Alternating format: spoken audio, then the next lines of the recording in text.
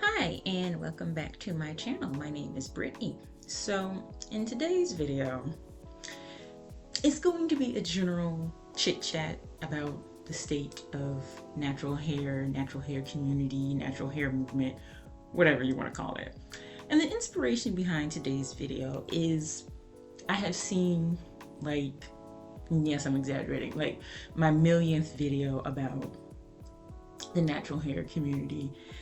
And, I just thought I'd add another. So these are just going to be some thoughts and some points considering where we are now. And yeah, we're just going to go through them because I don't want to be here very long because so much has already been said. So, first point, read a book, because most of this conversation is based off of the internet and our interactions with each other on the internet. And I feel like people forget that there are actual books in regards to natural hair movement, all of that. And when I was in undergrad, I took a class called Black Hair and Identity in America. And the textbook we used was actually written by two Black women who they had both been separately doing their thesis on natural Black hair, and then they met and they combined their information and they wrote a book. So this is obviously without the jacket, the book that I had when I was in college, and I kept it because it really is that great of a book.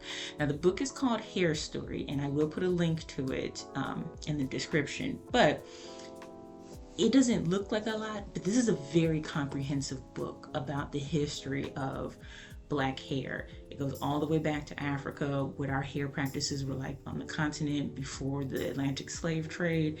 It goes over what our hair practices were while we were enslaved, post-slavery, civil rights movement, the natural hair movement of the late 60s and the 70s, Black hair care companies. And I think this book was published in 2000, so it doesn't go up into the 2010s, but I almost feel like it's not necessary just because of the historical context that this book gives you. And I feel like what's important with this book is when people say that the reason why we have the feelings and thoughts we do on our natural hair is because we were taught to hate it, that it's rooted in anti-Blackness. I feel like a lot of people think they know the origins of those thoughts and feelings, and they don't, because I think if they did, they wouldn't be so self-deprecating and self-hating. And it's like people immediately get defensive when you bring that up, but it's like we all were indoctrinated that way to feel that way about our hair. And like I said, this book is very comprehensive, gives you a whole lot of information, and really helps you understand how we got from there to here in terms of how we feel about our hair. So read a book. This is a good one. Another one to read is there was a period in my childhood from about 5th grade to my freshman year in high school where I was obsessed with Madam C.J. Walker and her being the first Black female millionaire, just everything. So her great-great-granddaughter wrote a biography about her, and I got this when I was a freshman, and I loved it, and I read it over and over again. And this is another excellent book to read because her entrepreneurship at that time and the fact that she created this hair company post-slavery also gives you an insight into what our hair practices were post-slavery, hair care, how she revolutionized that industry and created jobs for Black women post-slavery by, selling her products and working in her salon. So this is a great book, and my dad got it for me and actually met the author, and she signed it for me. So anyway, it's another great book to read. So read a book. It'll help, especially if you're kind of tired of hearing the same things over and over on the internet. Those are good books. Second thing that I want to talk about with natural hair is to remind people to actually look around in the real world, because a lot of inspiration, and I'm not knocking it because I get a lot of inspiration from the internet, but I feel like we don't think about the fact that you do see other Black women with their natural hair in the world, and that can be inspiration for you. People in your own family, because it's like my whole childhood, my godmother had a short natural afro. My sister's godmother had a short natural afro. My mom did her big chop when I was in 3rd grade and has been natural ever since then, has had several sets of locks. My older sister has a set of locks that she started growing when I did my big chop. Just so many women in my life that were already wearing natural hair before this current movement, before the internet, that just, I was always looking at them and their choices, and that is where I got a lot of my inspiration from. Just looking in the real world, looking at the black woman like around you in your family. And more than likely, depending on how old you are, because I just turned 39 last week, depending on how old you are, these are all black women wearing their hair natural, pre the internet, pre social media, pre all these current natural hair products. So you really were getting a look at their natural curly kinky hair in like its most natural state, right? So just remember that those inspirations can come from people that you know, because that's where all of my inspiration to go natural and do my big chop actually came from. And also, just, for fun, if you want to, look up videos. Okay, my mom came to say hi. Anyway, but yeah, for fun, if you would like, you should also try and Google images or videos of like hair advertisements or hair videos from the past, because that'll also give you good context as well. Because there's this one video, I came across it on Instagram, and I think I've seen it on TikTok as well, where it's kind of like this weird documentary style, because you can hear a British dude like narrating it, which is its own thing, but it's a lighter skinned black woman. It's from 1948. But what struck me was the way her hair was being done is the way my hair was always done as a child, because it's showing her post getting her hair washed. The stylist is putting her hair in Bantu knots, which is exactly what my mom did after she washed me and my sister's hair. And then she's getting her hair pressed with a hot comb after it's been oiled.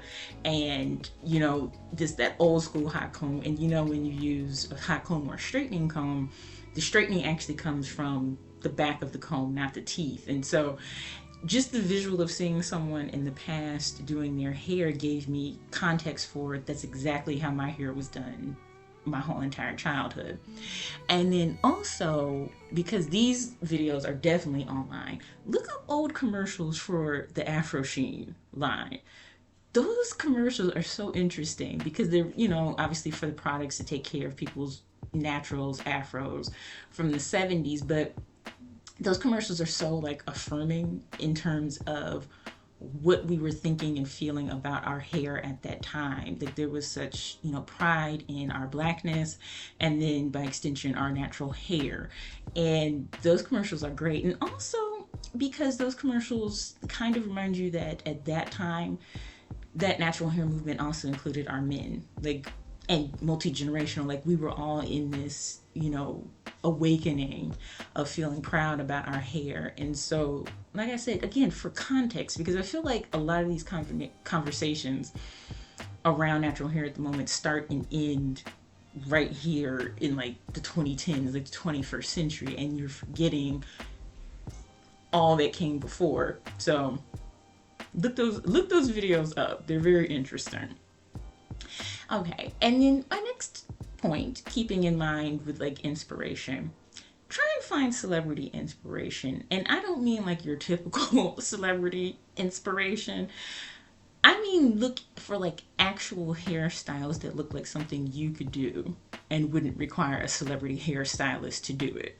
So my 3 celebrity inspirations at different points in my hair journey was, number 1, Solange, because she's the same age as me. She did her big chop around the same time, and she just kept growing her hair out. And there's so many pictures of her from that period, like around 2009 to like 2011, of her growing it out in just a short afro, and it wasn't defined. It was just her natural afro hair. And then her wedding, I think that was like in 2014. That's like one of my favorite wedding looks. She has a huge afro at her wedding, and it's not defined, it's just picked out, and it's beautiful. So that was an inspiration, because it's like, obviously that's something I could do with my hair. That's, not to say that she didn't have like a stylist, but I'm just saying this is obviously something that is accessible to you, me, or any other Black woman to just grow our hair out into an afro and wear it. My second inspiration for celebrities is Lupita Nyong'o, especially when she burst on the scene. Like, if you go back and look at the award season when she won for 12 Years a Slave, every look she had was amazing. And because her hair was short, not only was her visual, her dresses were amazing, but she was showing a lot of versatility with what you can do with short hair, because her hair looked different at every award show. And it was such an inspiration to me at the time, because at that time, that was when I was definitely wearing my hair short. I had it in like a bald fade. And so everything about her hair during that period was an inspiration to me. And again, things that are accessible to you as, a regular woman. These are celebrities, but obviously you can wear your hair like that. And then my third inspiration, kind of towards the end of when I was wearing my hair super short, was Aisha Hinds, who was on that show 911. If you're familiar, Angela Bassett is on it as well. But Aisha Hinds, in literally everything that I've seen her in, has always had super short, almost bald hairstyle. And in 2017, she was my inspiration. Basically, my hair looked like her hair. If you see Aisha Hinds, that's what my hair looked like in 2017. But again, all I had to do was go to my barber and say, hey, look at this actress. That's what I want. And part of the reason why I think people might be hesitant to use those examples that I just gave leads me to my next point, which is with natural hair, we need to stop being afraid of short hair and undefined hair, because people keep referring to that stage, like if you do like a big chop, as like an ugly stage or an awkward stage, instead of understanding you do know you could actually just choose to wear your hair short. And that fear or that feeling that if you choose to wear your hair short in its natural state, that's somehow sending out some beacon to the world that Black women cannot grow hair. It is not. It's just another choice, and it does not need to be hidden away. Short hair is an option to everybody, because when people who are non-Black wear their hair short, it's called a pixie cut. It's considered cute, and it's considered cute when we wear it too. And we can grow our hair out from that state just like everybody else if we want to. But short hair is an option, and it doesn't say anything about us. And again, historical context, we get that people have downplayed and talked about Black women and our femininity. But short hair, still an option. You still be feminine. It's an option. And by that extension, so is not having your hair defined. Again, none of these women I named were going out of their way, especially somebody like Solange, who grew her hair out into like that large afro, was going out of her way to have it defined, shaped up, anything like that. And it's okay. It's okay to have our hair just be moisturized and curl how it wants to curl. It's okay. No one's saying you have to do it all the time, but at least consider short hair, undefined hair as the options that they are, instead of always forcing yourself to be like, I have to get the product that defines my hair. I have to grow my hair out. You don't have to. And now we get to the point where this is the part of natural hair that I can't stand the most. I hate that chart. Ditch that chart. Ignore that chart. Forget that you ever saw it. It was created by a celebrity hairstylist who did not have most Black women and their hair type in mind when he created it. He was trying to sell products. Let it go. Stop typing our hair.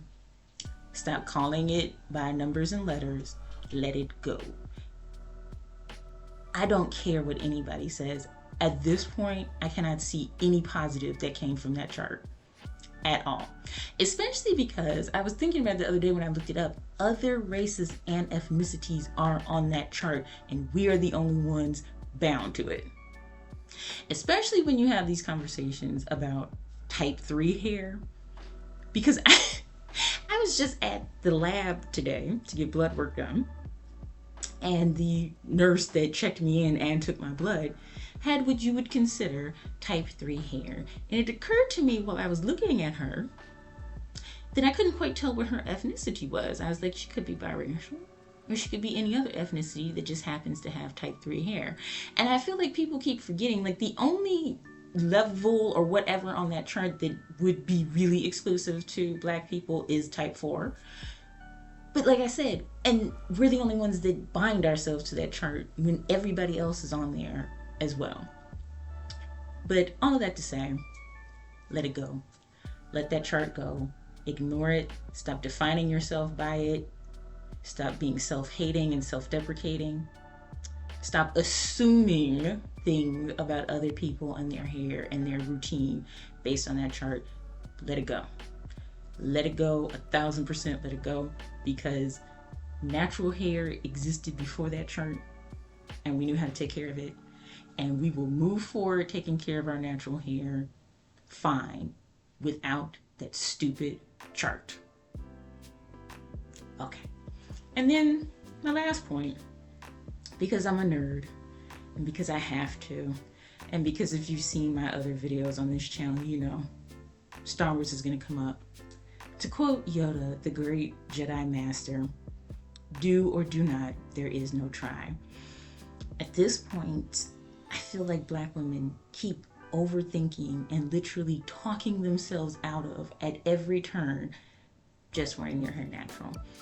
There's always a reason, there's always an explanation, there's always an argument for why you can't and you can. So just do it. And that's it. I have tried to make this video in different forms, and I've filmed it and deleted it, I've posted it and deleted it, but this is the final definitive one that I will put out there, because it makes me sad that something that's so freeing and normal as wearing our natural hair has gotten like locked up and tied up in so much mess. It's just not necessary. So I hope you enjoyed this video. I hope you check out those books that I mentioned at the beginning of the video, and just be encouraged to be natural and be yourself. It's a wonderful thing. It's a freeing thing. And thanks for watching.